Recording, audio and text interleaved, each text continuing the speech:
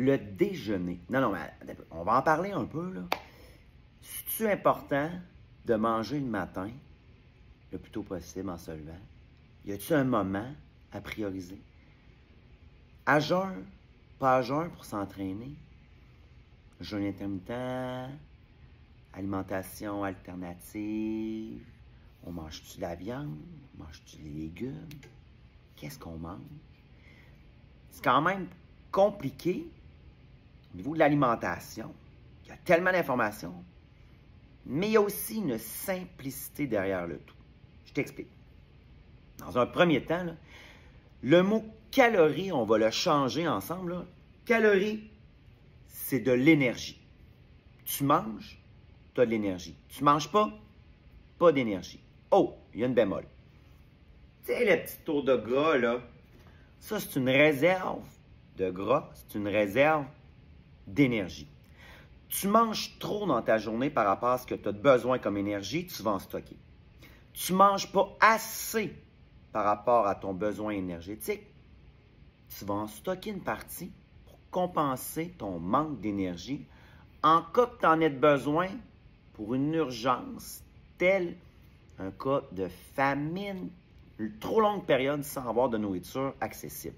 Bon, ceci étant dit, ce qu'on veut quand on veut perdre du poids, c'est perdre du gras. On va aller gruger cette réserve-là. Et il y a une façon plus saine d'y arriver, autre que des diètes et des grosses restrictions. Moi, de mon côté, j'offre le suivi macronutriments qui apprend à manger plus sainement. Pas juste bien manger. Il y a une différence entre bien manger et manger sainement. Un suivi de 12 à 15 semaines. Et là, on y va une étape à la fois. C'est du cas par cas. Il y en a que c'est plus rapide, il y en a que c'est moins rapide. Ça dépend de la rapidité à laquelle on va aller chercher des acquis. Et il vaut mieux y aller une étape à la fois que d'y aller trop vite. Parce que parfois, les gens veulent tellement aller vite que ça fonctionne bien, oui, mais ils abandonnent parce que c'est trop difficile. Bon, ça c'est dit. Ensuite, à jeun ou pas à jeun pour s'entraîner? Bon, c'est fonctionnel. Tu peux faire n'importe quel entraînement à jeun. Mais, est-ce que c'est rentable? Bon, moi je te conseille, à jeun, quand tu fais un entraînement musculaire et tu manges au bon moment et les bonnes choses avant un entraînement en HIIT, donc tout ce qui va intégrer du cardiovasculaire. Parce que ce n'est pas la même source d'énergie dans ton corps que tu vas utiliser tout simplement. C'est stratégique. Je ne dis pas que tu ne peux pas t'entraîner à jeun si tu vas faire un jogging ou tu vas faire des cours en HIIT. Je dis que tu vas être plus performant si tu manges la bonne chose au bon moment avant un entraînement cardio ou en HIIT. Mais que le musculaire, étant donné que c'est beaucoup moins cardiovasculaire, hein, on parle de 3 à 4 minutes en dépenses énergétiques par rapport à 10, 12, 14, 15 en HIIT, bien, vu que tu n'utilises pas la même source d'énergie, c'est beaucoup plus fonctionnel en musculation. Bon, commence à jaser. Quand tu manges, il y a un délai pour la digestion et donc il y a un délai, le moment auquel l'énergie va être à son top. Donc, tout ça est mathématique, ça se quantifie.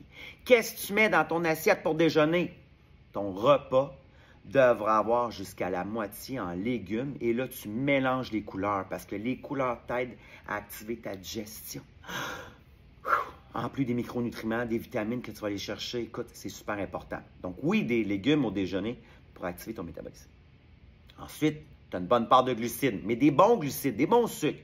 Pas les mauvais, pas d'édulcorants, pas du sucre blanc, pas... Non, ça fait trop réagir ton insuline, tu as un pic de glycémie. Puis là, ce qui arrive, c'est qu'on va faire en sorte qu'on va s'habituer à ça, puis on va le contrer, ta réaction à l'insuline. Ça, tu veux pas ça. Donc, des bons glucides, à peu près à un point, genre. Tu sais, ça te prend une bonne portion quand même, mais pas trop. Ça te prend des protéines. Ben oui, mange des protéines, c'est ces macronutriments-là qui vont faire la sensation de satiété. Mais là, dis-moi pas que tu as encore faim dans un délai de 20 minutes après avoir mangé. Tu n'as pas attendu que ça digère, c'est pas descendu dans l'estomac, c'est sûr que tu vas peut-être ressentir encore la faim. Attends de digérer. Et pas trop de gras parce que c'est ce que tu as le moins besoin dans ta journée, puis il y en a partout, fait que tu risques de dépasser ton apport énergétique en lipides dans ta journée.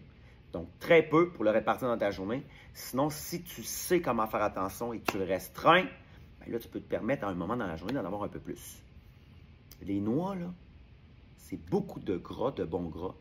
C'est beaucoup de gras par rapport à l'apport en protéines. Donc, si tu prends une poignée de noix pour t'amener un apport protéiné, c'est en vérité faux dans le sens que tu amènes plus de gras. Fait que si tu en as mangé dans ta journée, c'est contre-productif de mettre des noix. Là, on parle d'un bon déjeuner énergétique.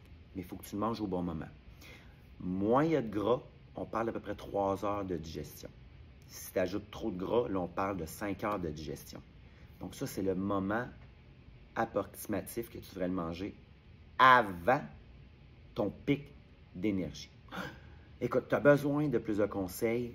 J'ai mes services privés en coach au niveau de l'entraînement, au niveau de l'alimentation.